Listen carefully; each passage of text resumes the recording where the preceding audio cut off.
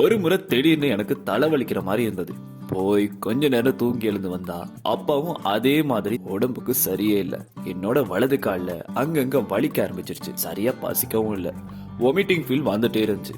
சரி இன்னொரு வாட்டி தூங்கலாம்னு போனா சரியா தூக்கமும் இல்லைங்க. என்னோட கால்ல ஒவ்வொரு பாயிண்டா மாறி மாறி வலிக்க ஆரம்பிச்சது. 2 நாள் அப்படியே போகும்போது எனக்கு சாப்பிடவே பிடிக்காம போயிடுச்சு. உடம்புல சுத்தமா எனர்ஜியே இல்லைங்க. படுக்கதான். ஊர்ல இருக்கிற ஒரு குட்டி ஹாஸ்பிட்டல் போனா 2 மஞ்ச மாத்திரையும் வெள்ளை மாத்திரையும் தந்து அனுப்பிட்டாங்க. குடிச்சும் சரி வராததுனால என்ன பெரிய ஹாஸ்பிட்டல் வேற போக சொல்லிட்டாங்க. உசுரே போனாலும் நம்ம கிட்ட தான் போன் இருக்கும்ல. கூகுள்ல எனக்கு என்ன ஆச்சுன்னு கேக்குறேங்க. டைப் பண்றேன். எனக்கு என்ன ஆச்சு ஏதாச்சு அதுக்கு என்னென்ன ரீசன் தேடி தேடி பாக்குறேன்.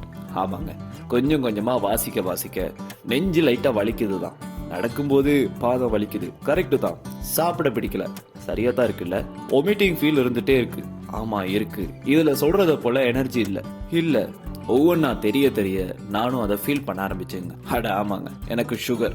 ஐயோ, லைஃபே வெறுத்துருச்சு. இனி மருந்து மாத்திரை தான் சாப்பாடு, கிளினிக் போகணும், என்னோட லைஃப் இதுக்கப்புறம் அப்நார்மல். இப்படி அன்னைக்கு நாள் முழுக்க யோசிச்சு என்னால சரியா தூங்கவே முடியலங்க. அதை ஃபீல் பண்ணா மட்டும்தாங்க புரியும். நாம நல்லா இருக்கும்போது நம்மளோட உடம்ப பாத்துக்கிறதே இல்ல. நோய் வந்தா பிறகுதான் இனி கரெக்டான ஹேபிட் ஃபாலோ பண்ணணும்னு நினைப்போம். அப்படிதானுங்க. மறுநாள் ஆளா பெரிய ஹாஸ்பிட்டல் போயிட்டு பிளட் டெஸ்ட் எடுத்து ரிசல்ட் வர மட்டும் எனக்குள்ள இருந்த படபடப்பு வார்த்தையில சொல்லவே முடியாதுங்க. Last hope. நானும் என்னென்னமோ யோசிச்சு மனசுக்குள்ள போராடிட்டு இருக்கேன். ஃபைனலி லக்கிலி ஒரு மாதிரி பிளட் டெஸ்ட் ரிசல்ட் எல்லாமே நார்மல்.